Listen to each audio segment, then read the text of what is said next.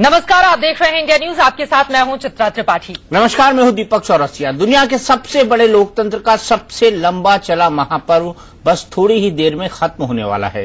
125 करोड़ की आबादी वाला हिंदुस्तान अपना मत ईवीएम में बंद कर रहा है।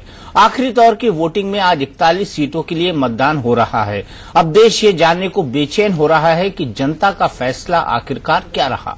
नतीजों से पहले हिंदुस्तान के टीवी इतिहास में पहली बार आप इंडिया न्यूज पर देखने जा रहे हैं नतीजों पर सबसे बड़ा, सबसे भरोसेमंद और सबसे सटीक एग्जिट पोल।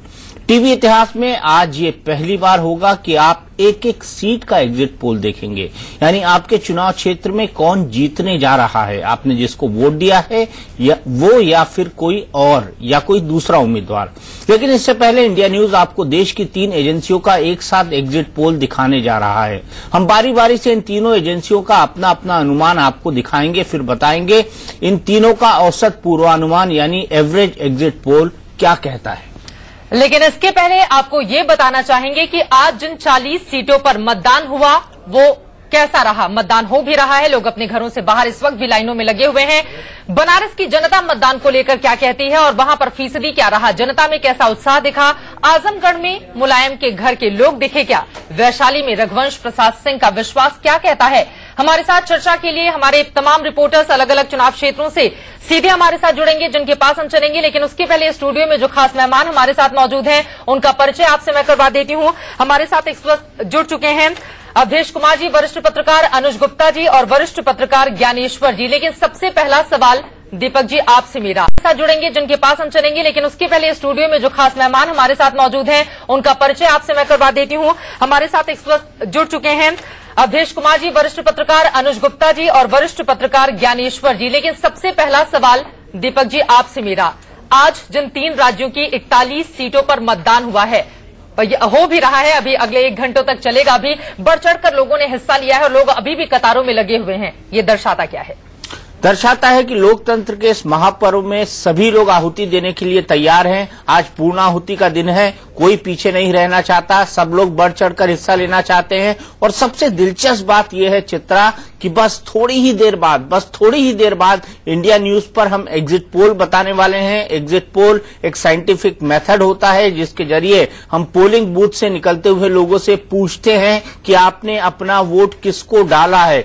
और टेलीविजन इतिहास में पहली बार हम एक एक सीट का, आपकी सीट क्या है, चांदनी चौक से कौन जीत रहा है, नई दिल्ली से कौन जीत रहा है, दक्षिणी दिल्ली से कौन जीत रहा है, लखनऊ से कौन जीत रहा है, ये तमाम चीजें हम आपको बताएंगे। तो दर्शकों को दिल थामे इंतजार करना पड़ेगा, क्योंकि अगले 3-4 घंटे तक हम लगातार बने रहेंगे।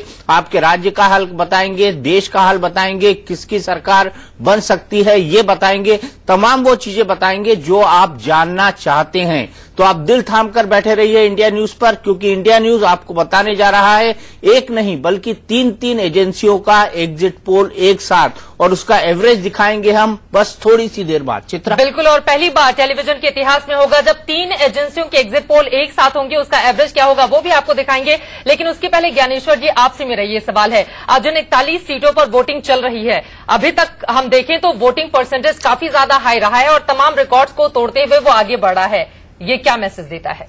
ये लोकतंत्र में जनता का विश्वास बढ़ा है और जो चुनावी व्यवस्थाएं इस बार की गई थी और जिस तरीके से प्रचार हुआ, नए यूथ जुटे और उनको लगा कि नहीं वोट इस बार देना, वोटों की व्यवस्था, लोग तेजी से घरों से निकले और जाकर के वोट दिया। लोकतंत्र के प्रति इससे विश्वास बढ़ता है जी, विश्वास बढ़ता है। अवधेश कुमार जी आप क्या कहेंगे, ये लोकतंत्र पर विश्वास बढ़ाता है, साथ ही साथ कुछ दर्शाता है, पॉलिटिकल इंडिकेटर है किसी चीज का? देखिए, ये जो इस चुनाव की मत वृद्धि है इसके कई अर्थ है। मैं आज दीपक जी यहाँ आने से पहले मैंने 1951-52 से लेकर अभी तक जरा वोट परसेंटों का थोड़ा सा समझने की कोशिश की है कि आखिर कब बढ़ा और कब घटा है।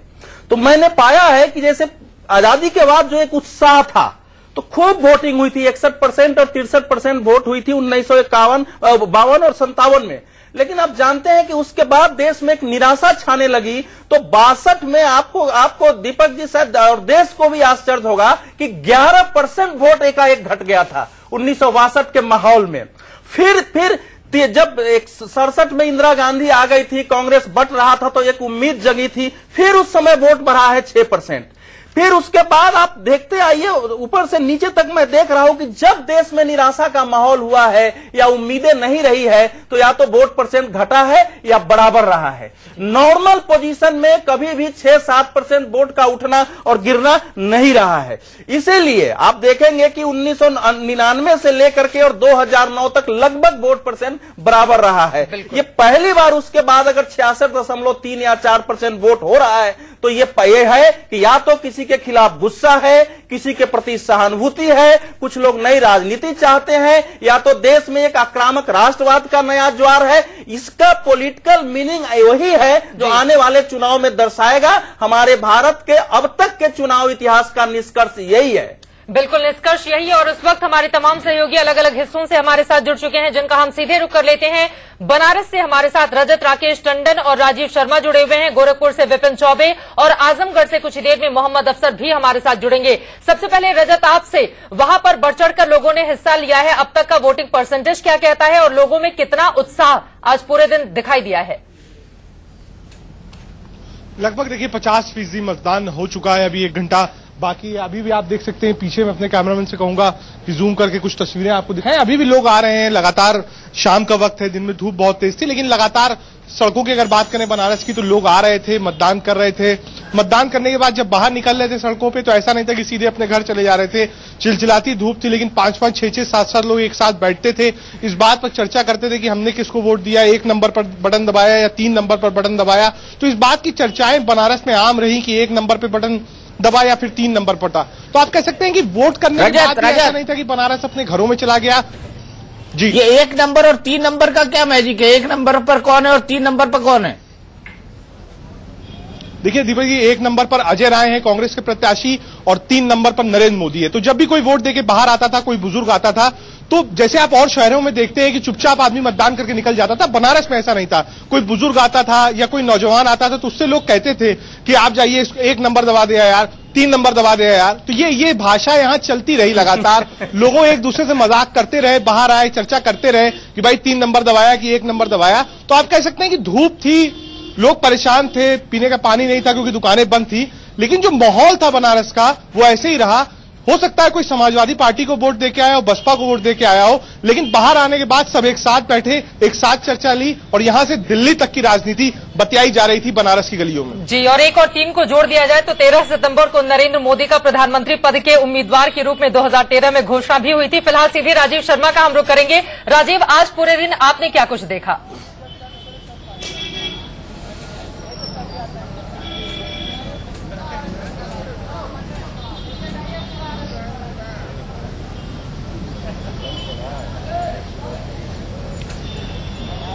राजीव, सुन पा रहे हैं क्या आप मुझे? चलिए राजीव के पास हम चलेंगे, उसके पहले विपिन का रुख कर लेते हैं। विपिन, आज पूरे दिन गोरखपुर के मतदाताओं में उस तरह का रुझान देखने को मिला क्या? जोश दिखाई दिया वहां पर?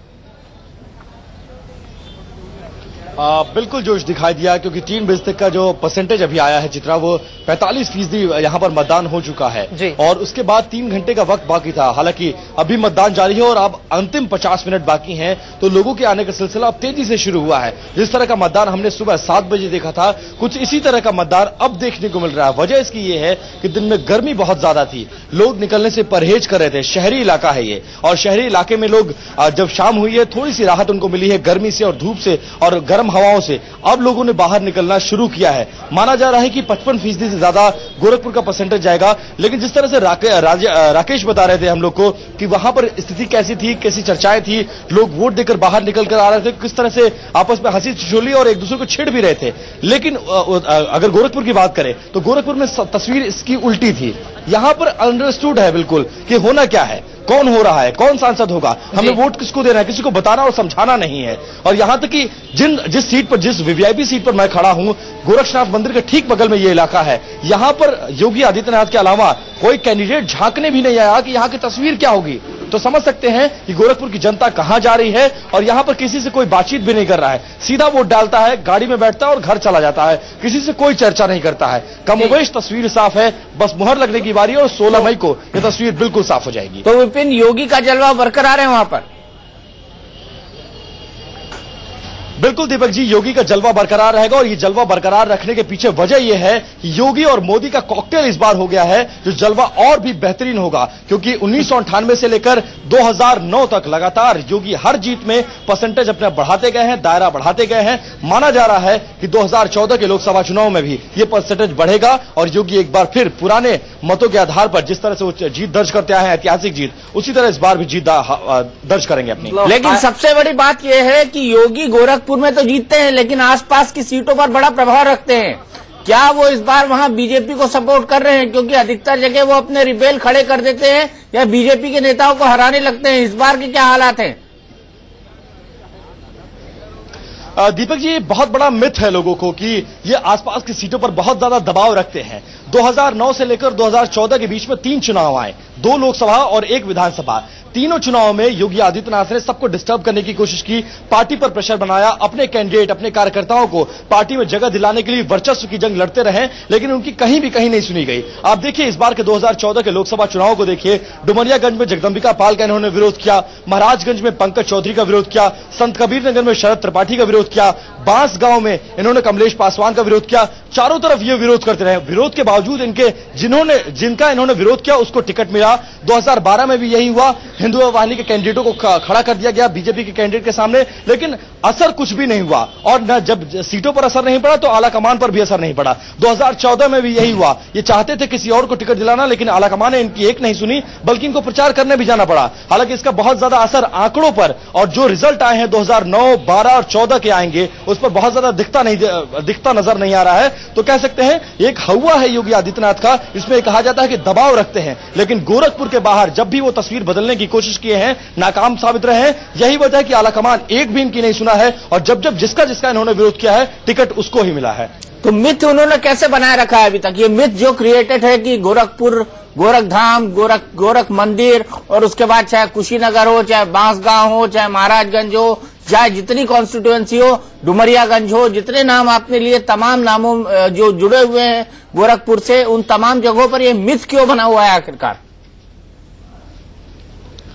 देखिए इसकी वजह यह है कि योगी आदित्यनाथ जिस संगठन को रन करते हैं, हिंदू वाहिनी, उसमें तमाम तरह के कार्यकर्ता उनके शामिल हैं और हजारों की तादाद होती है। लेकिन जब वोट डालने की बात आती है तो कोई भी कार्यकर्ता वोट नहीं देता हिंदू वाहिनी के कैंडिडेट को। 2012 में भी ये देखा गया था। दूसरी बड़ी बात, योगी आदित्यनाथ का जलवा क्यों इतना माना जाता है यहां पर, उसकी बड़ी बात यह है कि गोरक्षनाथ मंदिर के पीठाधीश्वर हैं ये, और अवैधनाथ से लेकर एक लंबा चौड़ा इतिहास रहा है गोरखनाथ मंदिर का, और इनको धर्म हिंदुत्व का मुद्दा जो उठाते रहते हैं उस लिहाज से इनकी छवि को देखा जाता है, इनके वर्चस्व को आंका जाता है। शायद यही वजह है कि जब ये सड़कों पर उतरते हैं तो वो वर्चस्व तो दिखता है, लेकिन जब चुनाव आता है, बात वोटरों की होती है, बात वोट की होती है, बात कैंडिडेट की होती है, तो ना इनकी सुनी जाती है और ना इनकी वोटर सुनता है। और गोरखपुर के बाहर इनका दायरा लगातार घटता जा रहा है। इनके प्रभाव वाले जो इलाके हैं वहां पर ये वोट दिला पाने में कामयाब नहीं है, और पार्टी का विरोध करके भी इन्होंने कई बार देखा, उससे पार्टी के सेहत पर कोई असर नहीं पड़ा है। शायद यही वजह है कि आलाकमान अब योगी आदित्यनाथ को नजरअंदाज करने लगा है।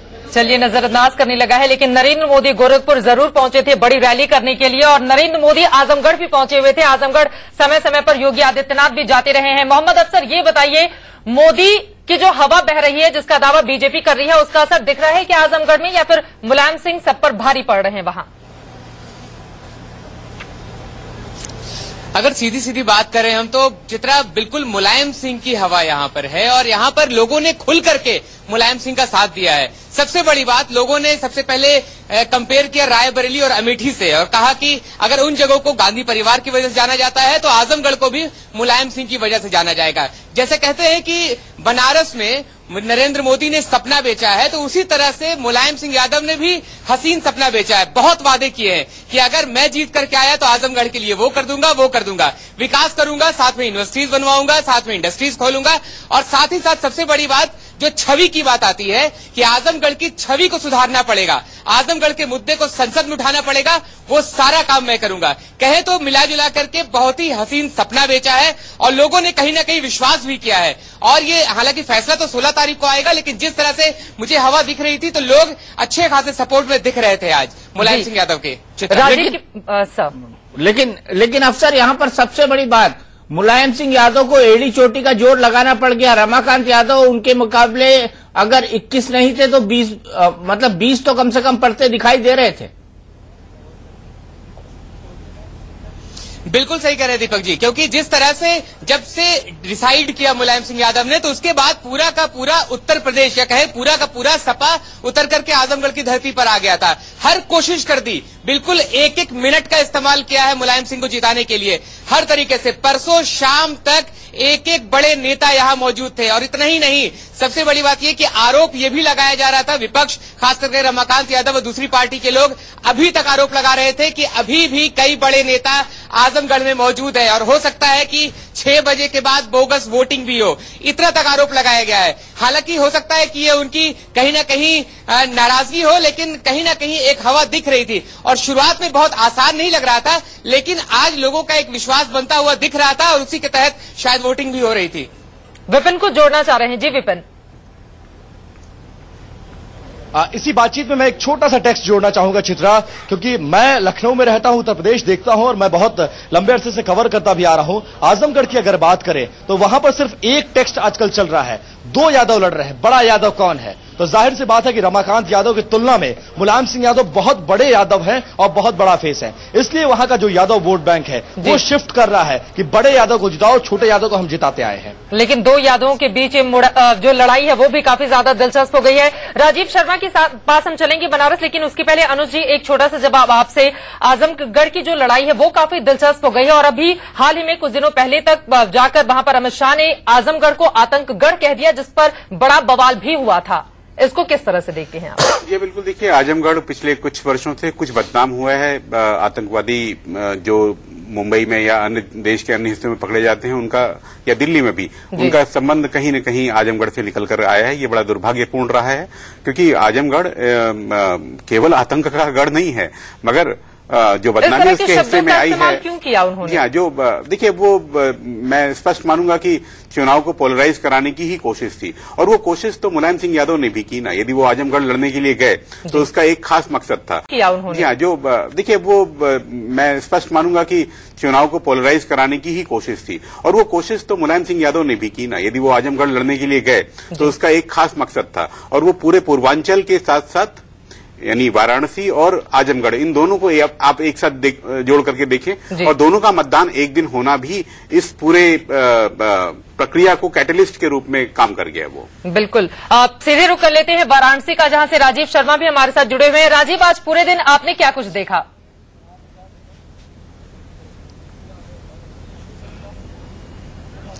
देखिए चित्र, यहाँ पर बनारस में स्थिति यह है कि जहां तक बात की जा रही है एसपी की, तो आजमगढ़ और बनारस ज्यादा दूर नहीं है, लेकिन बनारस में जरूर मोदी का मैजिक चलता दिखा। मैं सोनारपुरा भी गया, जो जिस रास्ते से सारे रोड शो निकले थे, सोनारपुरा में भी जबरदस्त वोटिंग हो रही थी। उसके बाद एक डाफी गांव है और उसके बाद टीकरी गांव गया। टीकरी गांव में मुझे एक खास बात पता चली कि वहां पर 1100 के करीब वोट थे और दोपहर 2 बजे तक करीब 750 वोट के करीब कास्ट हो चुके थे। तो जबरदस्त उत्साह यहाँ पर। सड़कें खाली थी, बनारस की सड़कें जैसी रहती हैं वैसी नहीं थी। सड़कों पर बच्चे क्रिकेट खेल रहे थे। आज बहुत अच्छा मौका मिला था उन्हें, और जो गली नुक्कड़ों पर जो छोटी मोटी चाय की दुकानें, पान की दुकानें थी, वहां पर जैसे दीपक जी पहले पूछ रहे थे कि 1 और 3 नंबर का बटन क्या होता है, वहां पर दरअसल बटन को लेकर ही बात हो रही थी कि तुमने कौन सा दबाया और हमने कौन सा दबाया। तो बनारस में यही चलता रहा। ये बात जरूर है कि दोपहर में वोटिंग जहां मैं खड़ा हूं, ऐसे कई मतदान केंद्रों पर एकदम कम हो गई थी। गर्मी बहुत तेज थी यहां पर, लेकिन अब जैसे जैसे समय नजदीक आ रहा है तब लोग आ रहे हैं निकल के। तो उम्मीद यही है कि 50 के करीब वोटिंग हो चुकी है। उम्मीद है कि ये और बढ़ेगा यहाँ पर। चित्रा, उम्मीद आपको राजीव है कि और बढ़ेगा, लेकिन मैं आगे बढ़ूं उससे पहले मुझे तुरंत आपकी तस्वीर देखनी है, और मुझे ये बताइए कि आपका गमछा कहाँ है?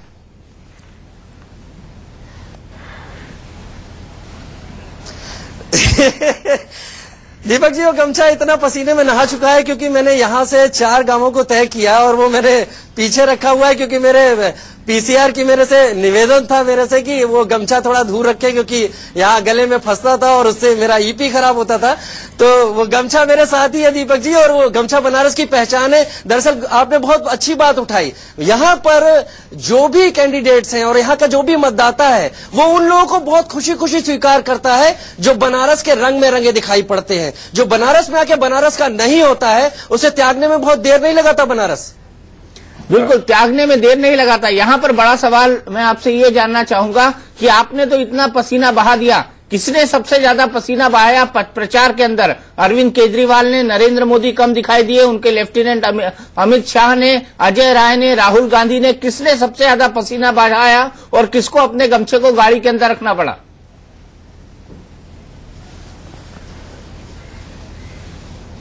जी, जाहिर सी बात है, यहाँ पर अमित शाह को अपने गमछे को गाड़ी में रखना पड़ेगा। जितना उनको देखा अमित शाह यहाँ दौड़ते दिखाई पड़े, और बीजेपी के कार्यकर्ता जब ये रोड शो हुआ तब निकल के आ जाते थे।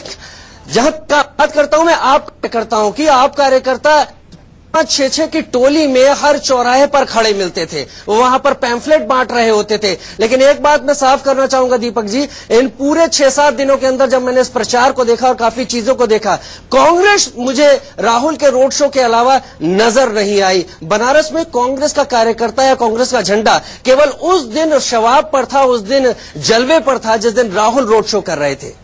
बिल्कुल। और एक बड़ी खबर भी हम नीचे लगातार दिखा रहे हैं। वाराणसी की डीएम और इंस्पेक्टर की गाड़ी में टक्कर हुई है। कचहरी के सामने दोनों की गाड़ियों में टक्कर हुई। हालांकि दोनों बाल बच गए हैं, दोनों अफसर। अच्छी खबर यही है। लेकिन दीपक जी, इसके पहले इसी चर्चा को हम आगे बढ़ाएं। जिन 41 सीटों पर हम बातचीत कर रहे हैं, एक बार फिर से एग्जिट पोल में क्या कुछ रहने वाला है खास, उसके बारे में आपसे जानना चाहेंगे। एग्जिट पोल हमारा सबसे यूनिक रहने वाला है। अब देश के टेलीविजन इतिहास में पहली बार सीटवार आपकी सीट पर कौन जीत रहा है, नोएडा में कौन जीत रहा है, ये हमारा एग्जिट पोल बता सकता है। नोएडा यानी गौतम बुद्ध नगर की सीट किसको जाएगी? बीएसपी को जाएगी, एसपी को जाएगी, बीजेपी को जाएगी। कांग्रेस के कैंडिडेट यहां से भाग चुके हैं, उनको जाएगी। ये बता सकता है हमारा एग्जिट पोल। टेलीविजन इतिहास में ऐसा पहली बार होगा। और 3 बड़ी एजेंसियों के एग्जिट पोल एक साथ हम दिखाएंगे। ये 3 बड़ी एजेंसियां जिन्होंने हमें एग्जिट पोल दिए हैं, और हम साथ ही साथ उन 3 बड़ी एजेंसियों का एवरेज निकालेंगे और एवरेज निकालकर बताएंगे कि एक तस्वीर जो भारतीय संसद की हो सकती है वो क्या होगी। क्या मोदी की ताजपोशी होगी, क्या मोदी की ताजपोशी नहीं होगी, क्या आपकी बार मोदी सरकार होगा या नहीं होगा? ये बड़े सवाल हैं जिसके उत्तर हम अब से थोड़ी ही देर बाद, आप बने रहिए हमारे साथ, एग्जिट पोल के अंदर हम आपको देने वाले हैं। बिल्कुल। और 16 मई के पहले आप देखेंगे एक बड़ी तस्वीर की आखिर 543 सीटों का आखिर अंक गणित कैसा रहता है और राजनीति का ऊंट किस करवट बैठेगा। लेकिन अब देश जी, बड़ा सवाल ये भी खड़ा हो रहा है, जिन 41 सीटों पर हम चर्चा कर रहे हैं 3 राज्यों की, वहां पर अगर हम देखें तो बीजेपी के लिए, खासकर कि पूर्वांचल में खोने के लिए ज्यादा कुछ नहीं है, लेकिन पाने के लिए बहुत कुछ पड़ा है। और इसी वजह से पूर्वांचल में बनारस से उतारा गया मोदी को, ताकि 32 सीटों पर वो प्रभाव डाल सकें। इसका असर कुछ पड़ता हुआ दिखाई दिया क्या? देखो, मोदी का नाम ही असर का है। ये हो सकता है वो असर पक्ष में है, विपक्ष में है, दोनों है। मैं पहले दिन से कह रहा हूं कि मोदी जहां भी खड़े होते हैं एक रोमांच पैदा होता है। कोई उसके पक्ष में है वो भी रोमांचित होकर आक्रामक होता है, जो उसके विपक्ष में है वो भी निगेटिव रूप से रोमांचित होता है। इसलिए मोदी के प्रभाव न पड़ने का तो कोई प्रश्न ही नहीं है। लेकिन अब ये देखना है कि वो प्रभाव किस रूप में जाता है। लेकिन जो मैं राजीव की रिपोर्टिंग अभी देख रहा हूं और जो सुना हूं, और जो खास करके अभी मैंने इसका अपना मोहम्मद अफसर की जो रिपोर्टिंग सुना हूं, इससे मैं निष्कर्ष निकाल सकता हूं कि मोदी का प्रभाव निश्चित रूप से उस क्षेत्र पर पड़ रहा है, और वो हमारे एग्जिट पोल में भी दिखेगा। अजय जी एक सवाल जानना चाहता था। आज आपके कुर्ते का रंग कैसे बदल गया? ये तो सैफरन हुआ करता था हमेशा। नहीं, ये तो सैफरन आप लोगों ने कलर ब्लाइंडनेस के कारण मान लिया था। सैफरन और पीलापन में कोई अंतर नहीं है। वैसे ये भी पीताम्बर है, पीताम्बर वस्त्र जो है विष्णु पहना करते थे। श्वेतांबर, पीताम्बर और वो क्या बोलते हैं, और भी कई अंबरों को धारण करता हूँ एक ही साथ। शिव का भक्त हूँ, इसलिए मेरे शरीर पर आप कई वस्त्र देखेंगे, लेकिन वो वस्त्र, लेकिन शिव तो नहीं, लेकिन शिव के बारे में कहा जाता था वो तो सिर्फ एक शाल ओढ़े रहते थे, वस्त्र विहीन रहा करते थे वो। लेकिन उनकी बाराती जो थी उसमें माची नचनिया, बेंग बजनिया, जो मेढक थे वो बाजा बजा रहे थे और माची नाच रहे थे। सारे रंग बिरंगे हैं, तो हम लोग उस प्रकार के भक्त हैं। लेकिन दीपक जी, जो अंतर तत्व है ना वो सत्य का, वो वही है, चाहे वस्त्र हमारा जितना बदल जाए। जी हाँ, बिल्कुल, सत्य हारेगा नहीं। और हम एग्जिट पोल में यही दिखाएंगे कि जो अंतिम सत्य की बात कर रहे हैं या जो अर्ध सत्य की बात कर रहे हैं अवधेश कुमार जी, वो कितना सच बैठता है। क्योंकि हमें आपको एक बार फिर बता दें ब्रेक में जाने से पहले कि 3 एजेंसियों का एग्जिट पोल हम दिखाएंगे, एक एक सीट का हाल दिखाएंगे, एक एक एक सीट के बारे में बताएंगे, ये बताएंगे कि आपकी कॉन्स्टिट्यूएंसी में कौन जीत रहा है।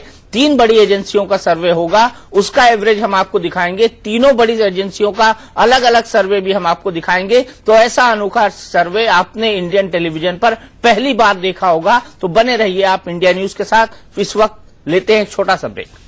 तो देश में पहली बार एक एक सीट का एग्जिट पोल आपको सिर्फ और सिर्फ इंडिया न्यूज को देखने को मिलेगा। हम आपको बता दें, हम आपको हर सीट का हाल बताएंगे, एक एक सीट के बारे में बताएंगे। हम आपको ये बताएंगे कि आपकी सीट पे कौन जीता है, जिसको आपने वोट दिया है वो जीता है या जिसको आपने वोट नहीं दिया है वो जीता है। हम आपको नेशनल टैली बताएंगे, हम आपको राज्यवार बताएंगे और हम आपको एक नहीं 3 एजेंसियों के सर्वे एक साथ दिखाएंगे और साथ में उनका एवरेज दिखाएंगे। एवरेज दिखाने के साथ साथ ये बताएंगे कि किसकी सरकार बनने वाली है।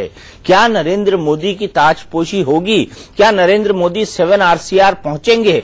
क्या नरेंद्र मोदी को गांधीनगर से दिल्ली के लिए अपने सूटकेस अब पैक करने होंगे? कई सारे सवाल हैं, कई सारे सवालों के जवाब हम आपको देंगे। कई सारे सवाल आपके मन में भी होंगे, उसके जवाब भी हम आपको देंगे और हम आपको बताएंगे हर सीट का हाल। और फिलहाल हम बात कर रहे हैं उन 41 सीटों की जिस पर फिलहाल वोटिंग चल रही है। हमारे साथ रजत जुड़े हुए हैं, हमारे साथ हमारे सहयोगी राजीव जुड़े हुए हैं, विपिन चौबे जुड़े हुए हैं, हमारे साथ हमारा तमाम पैनल जुड़ा हुआ है। तहसीन पूनावाला भी हमारे साथ जुड़ गए, शहजाद पूनावाला भी हमारे साथ जुड़ गए हैं। तहसीन के भाई शहजाद पूनावाला वो भी हमारे साथ बने रहेंगे। लेकिन सबसे पहले ज्ञानेश्वर जी, बिहार में आज जिन सीटों पर मतदान हुआ वहां के मतदान को देखकर आपको क्या इंडिकेशंस दिखाई दे रहे हैं? क्या फिलर्स आ रहे हैं कि किसकी तरफ झुकता हुआ दिखाई दे रहा है पलड़ा? आज बिहार में 6 सीटों पर मतदान हुआ। सबसे बड़ी सीट रघुवंश प्रसाद सिंह की थी, वैशाली की, लोकतंत्र की जननी। और बिहार में वैशाली ऐसी सीट दिखाई पड़ी जहां 4 उम्मीदवार आपस में लड़ते दिखाई पड़े और रघुवंश प्रसाद सिंह कड़े संघर्ष में वहां फंसे दिख रहे हैं। वहां जदयू ने भी मजबूती से लड़ाई लड़ी है, बाहुबली मुन्ना शुक्ला की पत्नी अन्नू शुक्ला ने भी ठीक से चुनाव लड़ा है और भाजपा के रामाकिशोर सिंह उर्फ रमा सिंह, जिनकी चर्चा कई कारणों से होती है, वो भी वहां जदयू ने भी मजबूती से लड़ाई लड़ी है। बाहुबली मुन्ना शुक्ला की पत्नी अन्नू शुक्ला ने भी ठीक से चुनाव लड़ा है और भाजपा के रामाकिशोर सिंह उर्फ रमा सिंह, जिनकी चर्चा कई कारणों से होती है, वो भी अच्छे तरीके से मुकाबले में रहे हैं। इसलिए वहां बिल्कुल फंसी हुई लड़ाई दिखती है। दूसरी महत्वपूर्ण सीट थी सिवान की जो लड़ाई होती है वो शहाबुद्दीन हराओ और शहाबुद्दीन जिताओ के फार्मूले पर केंद्रित रहती है। नरेंद्र मोदी जी ने वहां भी इसी मंत्र दिया और सबसे बड़ी बात हुई कि आज अखबारों में चुनाव के दिन एक विज्ञापन छपवाया गया सिवान में, जिसमें वहां अब तक जितने लोग मारे गए थे उनकी सूची छापी गई। तो इसके कारण वोट का पोलराइज तो हुआ, लेकिन वहां बीजेपी का जो आधार वोट या जिन सवर्ण वोटों पर वह चुनाव लड़ रही थी, उसमें सेंधमारी जदयू के मनोज कुमार सिंह ने बहुत मजबूती से की, क्योंकि मनोज कुमार सिंह ने यह दिखाने की कोशिश की कि वह शहाबुद्दीन के खिलाफ ठीक से लड़ सकते हैं। इसलिए सिवान की सीट भी फंसी हुई है। चलिए, यानी कि कुल मिलाकर बिहार में भी मुकाबला दिलचस्प देखने को मिलेगा, क्योंकि एनडीए को 4 सीटें इन 6 में से 2009 में मिली थी। फिलहाल सीधे शहजाद का हम रुख कर लेते हैं। शहजाद, कुछ ही देर के बाद पूरा देश हमारा एग्जिट पोल देखेगा। 3 बड़ी एजेंसियों का ये एग्जिट पोल होगा, लेकिन आप बताइए, जिन 41 सीटों पर मतदान आधे घंटे के बाद संपन्न होने वाले हैं, उनमें कांग्रेस पार्टी अपने आप को कहां खड़ा हुआ पा रही है?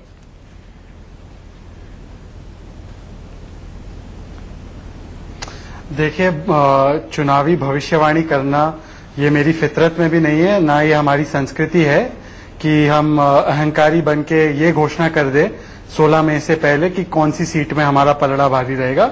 मुझे लगता है कि अच्छा चुनाव लड़ा है कांग्रेस पार्टी ने। एक समर्थक होने के नाते मैं आपको इसकी पुष्टि कर सकता हूं कि जी जान से लड़ा है और मुझे लगता है कि इस अवसर पे हमें पहले तो चुनाव आयोग को बधाई देनी चाहिए कि उन्होंने जो 9 चरणों में इस पूरे चुनाव को शांतिपूर्ण तरीके से उन्होंने जो कार्रवाई की है। बहुत ही लंबा चुनाव रहा है, 80 करोड़ लोगों का चुनाव रहा है और 10 करोड़ नए मतदार इसमें जुड़े हैं। तो जिस प्रकार से निष्पक्ष रूप से चुनाव आयोग ने इसका पूरा संपन्न किया है या करने वाले हैं, इसकी हमें बधाई देनी चाहिए। चुनाव आयोग बधाई की पात्र है, लेकिन सीधा सवाल आपसे ये है, इतने मायूस होकर जवाब कांग्रेस पार्टी की ओर से क्यों दिया जा रहा है? ये कहना कि हमने अच्छा चुनाव लड़ा है, सिर्फ इतने भर से क्या आप संतुष्ट हो गए?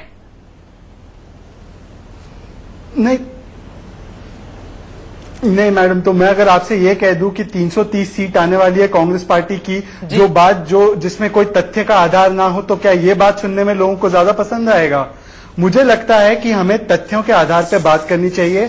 आज एग्जिट पोल हो रहे हैं, इस एग्जिट पोल पर हम चर्चा कर सकते हैं, पर मेरा अहंकारी होके ये कहना कि 400 सीट आएंगी, मोदी लहर है, सुनामी है, फलाना है, धिमकाना है, ये मुझे नहीं लगता कि ये कांग्रेस की संस्कृति है या किसी भी सभ्य इंसान की संस्कृति होगी। तो मैं जो है 16 मई तक इंतजार करना ज्यादा पसंद करता हूं। दीपक जी, सवाल बड़ा ये है, 16 मई का इंतजार क्या कांग्रेस पार्टी वास्तव में उस रूप में कर रही है क्या?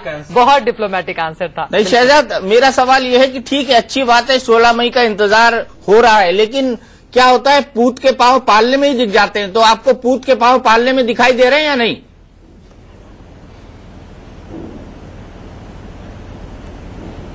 मुझे आपका ठीक से सुनाई नहीं दे रहा है, पर जो प्रश्न था आप दोहरा सकते हैं आपका प्रश्न? बिल्कुल मैं दोहरा सकता हूं। मेरा सवाल यह है कि हमारे यहाँ बड़ी पुरानी कहावत है कि पूत के पांव पालने में ही दिख जाते हैं, यानी पूर्वानुमान लग जाता है कि होने क्या वाला है, कम से कम माइक्रो लेवल पे नहीं तो मैक्रो लेवल पर।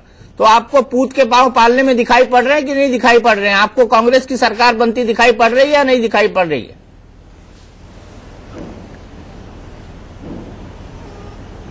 देखिए, निश्चित रूप से मैं ये कह सकता हूं कि आने वाले दिनों में कांग्रेस पार्टी की ही सरकार बनेगी और कांग्रेस की सरकार जो पिछली सरकार है उससे ज्यादा मजबूत बनेगी। सारे जो एग्जिट पोल है, मेरे पास यहाँ पे एक लिस्ट है किस प्रकार से 99 से लेकर आज तक किसी भी एग्जिट पोल ने कांग्रेस पार्टी को सही अनुमान के हिसाब से सीटें नहीं दी हैं, और यही जो है आज भी शायद हो सकता है। तो मुझे लगता है कि 16 मई को ही जो है इसका रहस्य का खुलासा होगा कि क्या होगा और किसकी लहर है और किसकी लहर नहीं है। 16 मई के बाद रहस्य का खुलासा होगा, लेकिन कुछ ही देर के बाद हम दिखाएंगे अपने दर्शकों को भी एग्जिट पोल हमारा क्या कहता है 3 बड़ी एजेंसियों का। लेकिन अनुज गुप्ता जी, बड़ा सवाल यही है, कांग्रेस पार्टी अगर इस तरह से जवाब दे रही है तो उसके पीछे एक बड़ी वजह भी है, क्योंकि कांग्रेस के कई दिग्गज नेताओं ने, किसी ने कहा कि थर्ड फ्रंट को समर्थन देंगे, किसी ने कह दिया हम 2019 का चुनाव लड़ रहे हैं। तो जब बड़े नेता ऐसे कहेंगे तो मायूसी तो होगी ही नहीं, होगी खेमे में, और वही स्थिति देखी जा रही है। देखिए, जो आप कह रही वो बात भी सही है और जो शहजाद कह रहे हैं वो बात भी सही है।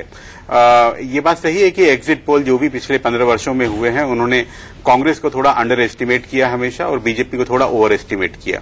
लेकिन जो हर बार भेड़िया आया, हो सकता है अगली बार शेर भी आ जाए। इसलिए एग्जिट पोल को नकार करके चलना ये कोई होशियारी नहीं मानी जाएगी।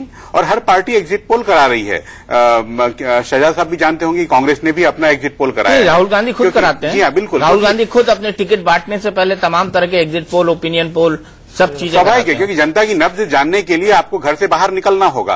कांग्रेस का ऐसा कौन सा बड़ा नेता है, और माफ करिएगा शहजाद साहब, राहुल गांधी और सोनिया गांधी भी आम जनता से कितना मिलते हैं? आपके प्रधानमंत्री और जितने मंत्री ये जनता से कितने मिलते हैं? ये कुछ खास गिने चुने लोग जो आकर के ठकुर सुहाती जो आप सुनना चाहते हैं वो सुना करके चले जाते हैं। इसलिए exit poll, opinion poll Congress के लिए तो खासकर बहुत जरूरी है, जो क्षेत्रीय दल के नेता है उनके लिए शायद उतने जरूरी नहीं है। अच्छा, मेरे पास पिछले कुछ एग्जिट पोल के आंकड़े हैं।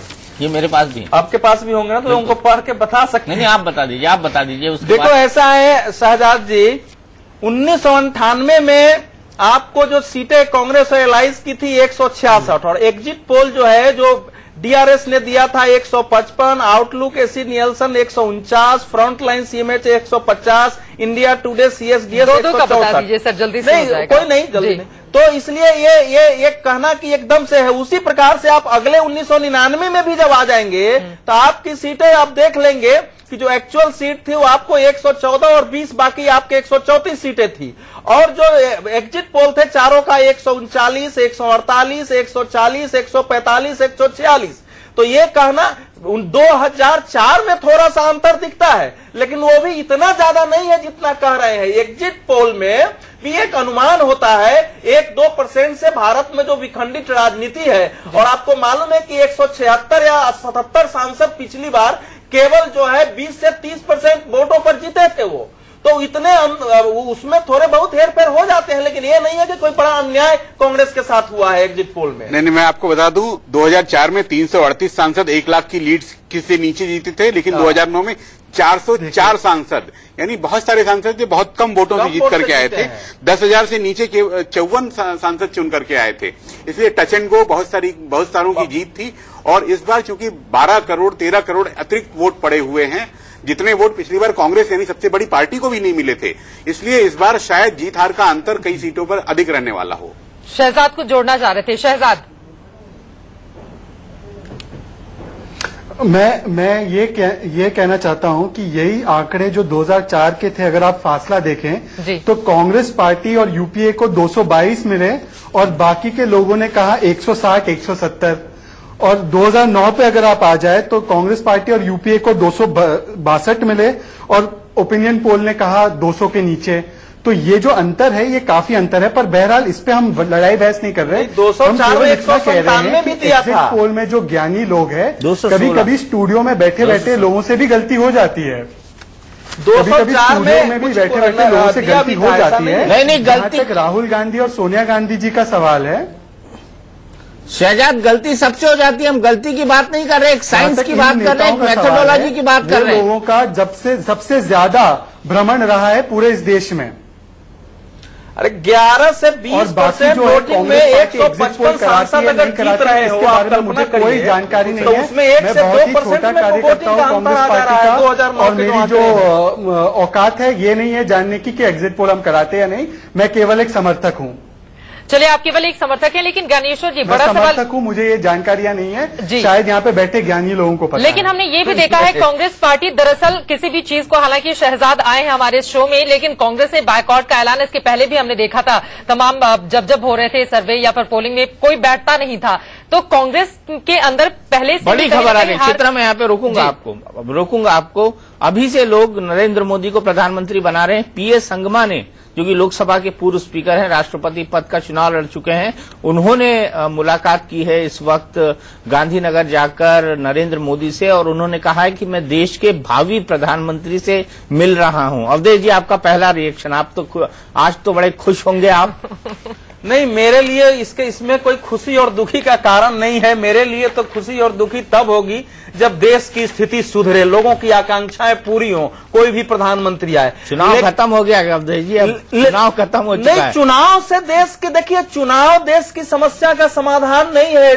देश जिन विविध जटिलताओं में है, उसमें नरेंद्र मोदी या कोई आए, उनके पास जादू की छड़ी नहीं है। देश हमारा बहुत इस समय चुनौती और संकट में है। लेकिन पीए संगमा का मिलना जो है, वो एक बड़ा संकेत देता है गांधीनगर जा करके, क्योंकि पीए संगमा ठीक है कि वो चुनाव लड़े हारे हैं, लेकिन वो देश की नब्ज को वो समझते हैं। तो जब धारा बहने लगती है दीपक जी, जब आपके पास संपन्नता आती है, तो आपसे रिश्तेदारी बढ़ाने वालों की संख्या बढ़ने लगती है। जब आप गरीब और निर्धन होते जाते हैं, तो आपके रिश्तेदार भी आपसे कटते जाते हैं। और मेघालय की 13 सीट से वो खुद मैदान में भी है। बिल्कुल मैदान में भी है, और वो अपना अनकंडीशनल सपोर्ट नरेंद्र मोदी को पहले ही दे चुके हैं। केवल अपना ही नहीं दीपक जी, वो नॉर्थ ईस्ट की जो छोटी पार्टियां हैं, उनकी समर्थन की चिट्ठियां भी शायद आज लेकर के गए होंगे, मेरी ये जानकारी। दीपक जी, एक और चीज है, मैंने उन्हें सुना था, उन्होंने नरेंद्र मोदी की तारीफ में वो पहले से ही कसीदे पढ़ते हुए दिखाई दिए थे, और ये भी कहा था कि मेरे व्यक्तिगत संबंध मोदी से बहुत अच्छे हैं। बिल्कुल, ये उन्होंने कहा था कि मेरे व्यक्तिगत संबंध बहुत अच्छे हैं। यहाँ पर शहजाद कुछ जोड़ना चाह रहे हैं। शहजाद हाथ उठा रहे हैं। शहजाद, बड़ी विडंबना की बात यह है कि जब पहला चरण शुरू हो गया था, जिसमें नॉर्थ ईस्ट का इलाका था, तब तक तो भारतीय जनता पार्टी का मैनिफेस्टो भी बाहर नहीं आया था। इतनी इज्जत मोदी जी करते हैं नॉर्थ ईस्ट के लोगों की। दूसरी बात यह है कि पीए संगमा जी को तो आपने ऐसा बड़ा राजनीतिक बताया है, जिन्होंने अपनी बेटी को भी मंत्रालय से निकाल दिया, ना वो अपने बेटे को वहां पे मुख्यमंत्री बना पाए, और जो उनका बचा कुछ अस्तित्व था वो भी खत्म हो चुका है सुब्रमण्यम स्वामी जी की नेतृत्व में। और राष्ट्रपति के चुनाव में उनका क्या हाल हुआ ये हम सभी जानते हैं। उनको नॉर्थ ईस्ट के लोगों ने वोट नहीं दिया वहां के चुनाव के लिए। तो इतना कौन सा बड़ा बात हो जाता है जब कोई पीए संगमा जैसी हस्ती, जिनका राजनीतिक स्तर अब कम हो चुका है बहुत ज्यादा हद तक, वो जाके मोदी जी को कहते कि आप भावी प्रधानमंत्री है। ये तो उनकी पहले से रही है। प्राइम मिनिस्टर इन वेटिंग एक ओहदा है बीजेपी में, जिसको अडवाणी जी ने भी लिया है और अब मोदी जी ले रहे हैं। तो इसमें कौन सी बड़ी बात है? इंदिरा गांधी रायबरेली से हार गई थी और कांग्रेस क्या वापस नहीं आई थी? राहुल गांधी ने 2007 में पूरा प्रचार किया, उत्तर प्रदेश में हार गए, लेकिन 2009 में उन्होंने लोकसभा की सीटें बढ़ाई कि नहीं बढ़ाई? आप जो बात कर रहे हैं ऐसे 20 उदाहरण दिए जा 2012 सकते में भी हैं। ताबड़तोड़ रैलियां की थी विधानसभा में, लेकिन सिर्फ 28 सीटें ही आई थी विधानसभा की। हम लोग किसी को ऐसे नहीं नकार सकते हैं, हम लोग उनके दूसरे भी देखे, उसको एक उनको एक जो है ट्रेड यूनियन नेता के रूप में भी देखा है, उनको मिनिस्टर के रूप में भी देखा है, उनको जो है लोकसभा अध्यक्ष के रूप में भी देखा है। तो ये एक इंटीग्रल एस्टिमेट है, एक समग्र मूल्यांकन है। और उनको एक ऐसे नेता के तौर पर देखा है जिन्होंने सोनिया गांधी को सीधी और खुली चुनौती दी थी, वो भी कांग्रेस वर्किंग कमेटी की बैठक के अंदर। स्वागत करता हूँ पीएस सांगमा जी अपने स्टेट में पहले खुद चुनाव लड़के जीत ले, तो मैं उसका भी स्वागत करता हूँ। कई बार जीत चुके हैं शहजाद पूनावाला जी, आपको शायद पीएस सांगमा जी की हिस्ट्री पता नहीं है, लगातार जीतते रहे हैं और लगातार वो तुरा से सांसद रहे हैं। आज की वास्तविकता क्या है? और पिछली बार उनकी बेटी तुरा से सांसद चुन के गई थी। बिल्कुल, पिछली बार उनकी बेटी थी और उनके बेटे वहाँ के डिप्टी चीफ मिनिस्टर थे, ये भी याद रखिए आप। उनकी भी अच्छी खासी मंत्रालय जो है उन्होंने छुड़वा दी। अरे तो राजनीतिक मतभेद होगा, ये मानने के लिए तैयार छुड़वाएगा ही ना। लेकिन दीपक जी, महत्वपूर्ण बात यह भी है ना, एग्जिट पोल आने के पहले ही कांग्रेस पार्टी ने ये बयान जारी कर दिया है कि कोई भी हमारा बड़ा नेता नहीं जाएगा। इसके पीछे एक डर तो है ही, या फिर सवालों से बचने की कोशिश कांग्रेस पहले से ही कर रही है? नहीं, कांग्रेस ने जब से ओपिनियन पोल आने लगे और नरेंद्र मोदी की पॉपुलैरिटी ग्रो करने लगी, तब से कांग्रेस को लगा कि इसको डिफेंड नहीं किया जा सकता, इसको किसी तरह से रोका नहीं जा सकता। क्या कहेंगे जब ये कहा जाएगा कि नरेंद्र मोदी की पॉपुलैरिटी 55% है और राहुल गांधी की 22%? आप इसको डिफेंड कैसे करेंगे? आप इसको किस अंदाज में इसका जवाब देंगे? जब कांग्रेस को लगा कि ये लगातार हो रहा है, रिपीटेडली हो रहा है, इस तरह के सर्वे बार बार आ रहे हैं, टेलीविजन चैनल्स पर हो रहे हैं, लगभग हर टेलीविजन चैनल कर रहा है, लगभग हर मैगजीन कर रही है, तो कांग्रेस को लगा कि इससे तौबा कर लिया जाए। और उनको ये अच्छी तरह पता है कि एग्जिट पोल में जिस तरह का हवा है, जिस तरह की माहौल है, जिस तरह से कांग्रेस के नेताओं ने बयान दिए हैं, उसको देखते हुए उनको बहुत अच्छी तरह इस बात का एहसास है कि नतीजे शायद उनके पक्ष में न आए। इसीलिए बयान आ रहे हैं कि हम तीसरे मोर्चे को समर्थन दे देंगे, कोई कह रहा है कि हम किसी भी हालत में मोदी को रोकेंगे। तो ये जो बयान है ये दर्शाता है कि कहीं ना कहीं कांग्रेस को इस बात का एहसास है कि उनका प्रदर्शन उतना अच्छा नहीं रहेगा जितना अच्छा 2009 के अंदर रहा था। इसीलिए फिलहाल के डिस्कशन से वो बचना चाहते हैं और 16 मई को जब रिजल्ट आएगा तो उनको सामने आना पड़ेगा, क्योंकि अंततः जनता का फैसला है। हिंदुस्तान दुनिया का सबसे बड़ा लोकतंत्र है और यहाँ की महानता है कि सभी राजनीतिक दल, जनता जो भी फैसला देता है उसको सर आंखें ऊपर रखता है और उसको स्वीकारता है। शहजाद को जोड़ना चाह रहे हैं, इसके अलावा हम अपने तमाम सहयोग, रिजल्ट आएगा तो उनको सामने आना पड़ेगा, क्योंकि अंततः जनता का फैसला है। हिंदुस्तान दुनिया का सबसे बड़ा लोकतंत्र है और यहाँ की महानता है कि सभी राजनीतिक दल, जनता जो भी फैसला देता है उसको सर आंखें ऊपर रखता है और उसको स्वीकारता है। शहजाद को जोड़ना चाह रहे हैं, इसके अलावा हम अपने तमाम सहयोगियों के पास भी चलेंगे, क्योंकि 15 मिनट का वक्त और रह गया है, जो आखिरी चरण की वोटिंग हो रही है और बढ़ चढ़ कर लोग आ रहे हैं। शहजाद, मैं आती हूँ आपके पास, लेकिन उसके पहले दीपक जी एक बार फिर से, चूंकि अब से कुछ ही देर के बाद एक एक सीट पर सबसे सटीक एग्जिट पोल हम दिखाने जा रहे हैं 3 बड़ी एजेंसियों का, क्या कुछ रहने वाला है उसमें खास, क्या बताएंगे आप? जी हाँ, सबसे पहले मैं बता दूं कि सबसे अनोखा एग्जिट पोल होगा। जी हाँ, सबसे अनोखा एग्जिट पोल। इस एग्जिट पोल में हम आपको बताएंगे कि आपकी कॉन्स्टिट्यूएंसी में कौन जीत रहा है, कौन हार रहा है, आपने जिसको वोट किया है वो जीत रहा है या हार रहा है। हम बात करते हैं, एक कॉन्स्टिट्यूएंसी उठाते हैं, मान लीजिए हम कॉन्स्टिट्यूएंसी उठाते हैं इंदौर की। इंदौर में कौन चुनाव लड़ा है, इंदौर में कौन जीत रहा है, इंदौर में कौन हार रहा है, हम ये बता सकते हैं अपने एग्जिट पोल के जरिए। संभावनाएं टटोलेंगे, हम ये नहीं कह रहे हैं कि ये जीत या हार हो गई है, लेकिन हमारा एग्जिट पोल हमारे साइंटिफिक मेथड के आधार पर इस तरह से कहता है, क्योंकि हमारा सैंपल साइज लाखों में है। हम एक नहीं 3 एजेंसीज के सर्वे दिखाएंगे, एक नहीं 3, 1, 2 और 3, और इन तीनों का मीन दिखाएंगे जो कि हमारी नेशनल टेली होगी, इनका एवरेज दिखाएंगे जो कि हमारी नेशनल टेली होगी, और उसके आधार पर हम आपको बताएंगे कि नरेंद्र मोदी को अपने बैग पैक करने पड़ेंगे गांधीनगर से दिल्ली के लिए या फिर नहीं, और अब की बार मोदी सरकार बनेगी या फिर नहीं। बिल्कुल, हिंदुस्तान का सबसे बड़ा, सबसे सटीक एग्जिट पोल कुछ ही देर के बाद आप देखेंगे। एक बार फिर से अपने सहयोगियों का हम रुख कर लेते हैं। रजत, आप ये बताइए, बनारस में विकास एक बहुत बड़ा मुद्दा रहा है और उसको भी जेहन में रखकर, चूंकि नरेंद्र मोदी ने एक बड़ा सपना वहां के लोगों को दिखाया है, लेकिन फिलहाल चूंकि बस 14 मिनट तकरीबन बाकी है खत्म होने में वोटिंग, वहां की जनता अभी क्या सोच रही है और अब तक का परसेंटेज क्या कहता है वोटिंग का? देखिए, लगभग 52 से 53% वोट हुआ है। मैं अपने कैमरामैन से कहूंगा एक बार पैन करके वो तस्वीरें आपको पीछे दिखाएं। अभी भी गेट खुला है, मेरे ठीक पीछे अगर आप बात करें तो अभी भी जो गेट है वो खुला हुआ है, अभी भी लोग जा सकते हैं मतदान करने। तो आप कह सकते हैं कि अभी जो 15 मिनट बचा है, जिसने वोट नहीं कास्ट किया है वो वोट कास्ट करने जाएगा। लगातार दिन भर हम देख रहे थे कि लोग आ रहे थे, मतदान कर रहे थे, बातचीत कर रहे थे।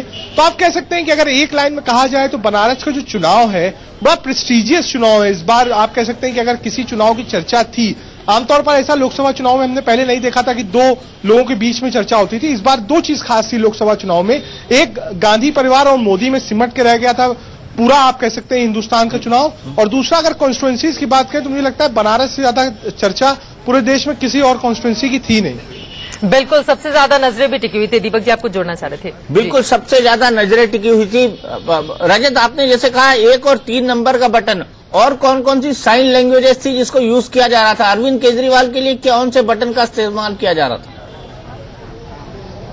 देखिए, एक बड़ी कहावत थी, अभी जो लोग बैठे हुए थे वो बता रहे थे कि मलदहिया चौक के आगे जो एक पोलिंग बूथ था उसमें एक बूढ़ी महिला गई अंदर वोट कास्ट करने, उनको सुनाई कम देता था, दिखाई कम देना था, तो वो जब अंदर गई पोलिंग बूथ के पास तो वहीं वो चिल्लाने लगी, पूछने लगी कि झाड़ू कहाँ है, झाड़ू कहाँ है, झाड़ू कहाँ है। तो आप कह सकते हैं कि एक मजाक का माहौल वहां बन गया। जितने ऑफिसर्स थे वो खड़े हो गए, उन्होंने शांत कराया, फिर उन्होंने बताया कि ये निशान है। तो ये दिन भर यहाँ चर्चाएं रही, दिन भर नई नई स्टोरीज चलती रही।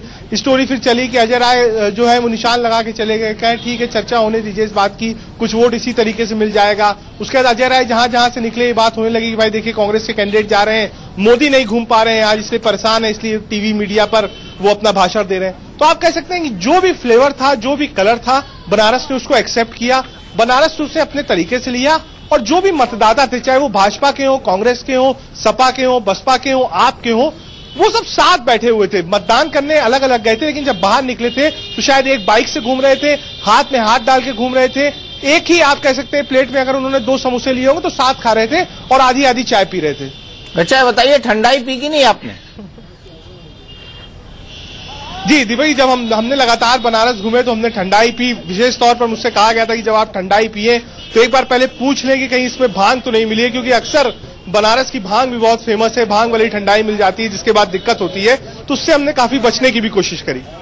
चलिए रजत, तो बड़ा अच्छा काम किया आपने, बहुत अच्छे से आपने रिपोर्टिंग करी है वहां पर, बहुत सटीक विश्लेषण हमको दिया है वहां पर। लेकिन अनुज जी, ये जो पोल परसेंटेज है बनारस का, ये क्या इंडिकेशन करता है, ये क्या संकेत देता है? दीपक जी, अपने चैनल पर दिखाया जा रहा था कि 3 बजे तक 42% और 5 बजे तक 50% वोट बनारस में पड़े हैं। यदि 5 बजे तक वास्तव में 50% वोट पड़े हैं तो मेरे ख्याल से बहुत ज्यादा वोटिंग वहां इस बार नहीं हुई है।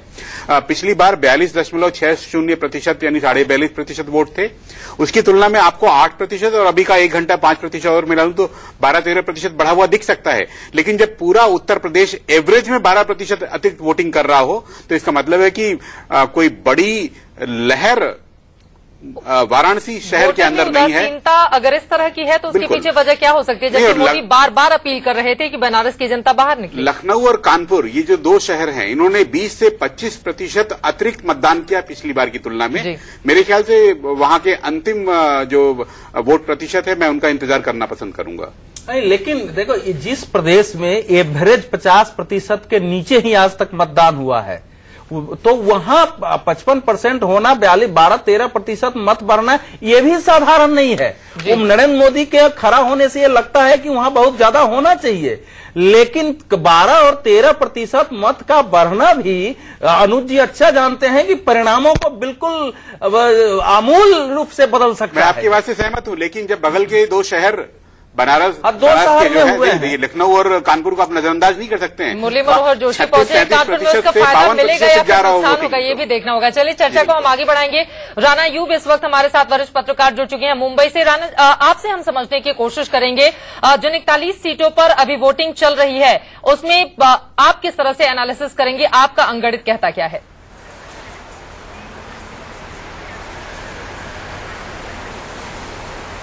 देखिए, वाराणसी जो है एक बहुत ही इम्पोर्टेंट रोल प्ले करेगा। कल हमने देखा कि 3 बहुत इम्पोर्टेंट रोड शो हुए। राहुल गांधी ने शो ऑफ स्ट्रेंथ किया, उससे पहले अरविंद केजरीवाल ने किया, नरेंद्र मोदी ने किया। बनारस जो है एक कल्चरल गढ़ भी है। फाइट ये एक नरेंद्र मोदी और केजरीवाल की फाइट फॉर सुप्रीमेसी जो एक तरीके से दिखाने के लिए किसका बहुत ज्यादा रोब है वहां पर, तो ये दिखाने के लिए होगा। बहुत इंपॉर्टेंट होगा आज का ये जो लास्ट डे है पोलिंग का तीनों पॉलिटिकल पार्टीज के लिए। बिल्कुल, और दो बड़े नेता मैदान में भी बनारस से एक तरफ नरेंद्र मोदी तो आजमगढ़ से दूसरी तरफ पूर्वांचल में उनकी हवा को रोकने के लिए खुद उतरे हुए थे मैदान में। बहरहाल बड़ी खबर इस वक्त ये है कि पीएम आवास पर बैठक शुरू हो गई। चुनाव बाद की रणनीति पर चर्चा की जाएगी कांग्रेस कोर ग्रुप की बैठक में। कांग्रेस कोर ग्रुप की बैठक शुरू हो गई है, इस पर हमारी नजर लगातार बनी रहेगी और ये तस्वीरें हम आपको दिखा रहे हैं। तमाम दिग्गज नेता वहां पर पहुंच चुके हैं। पीएम सोनिया गांधी समेत कांग्रेस के कई बड़े नेता शामिल हैं।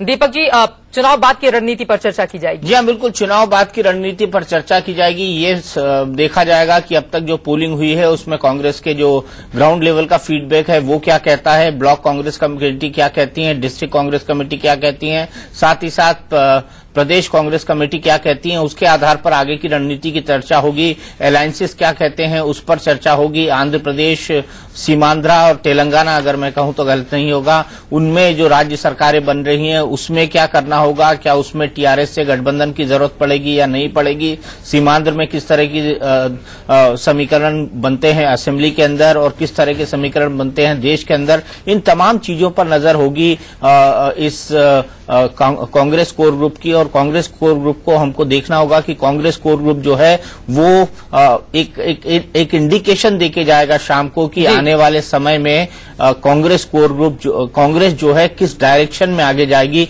16 मई की क्या तैयारी करती है, इसका एक हल्का सा पूर्वानुमान हमको इस कोर ग्रुप की बैठक के बाद लग सकता है। बिल्कुल, और फिलहाल एक छोटे से ब्रेक के लिए रुकेंगे, लेकिन ब्रेक पर जाने से पहले आपको बता दें, देखना मत भूलिएगा, अब से कुछ ही देर के बाद सबसे सटीक, सबसे भरोसेमंद 3 बड़ी एजेंसियों के एग्जिट पोल फौरन होंगे।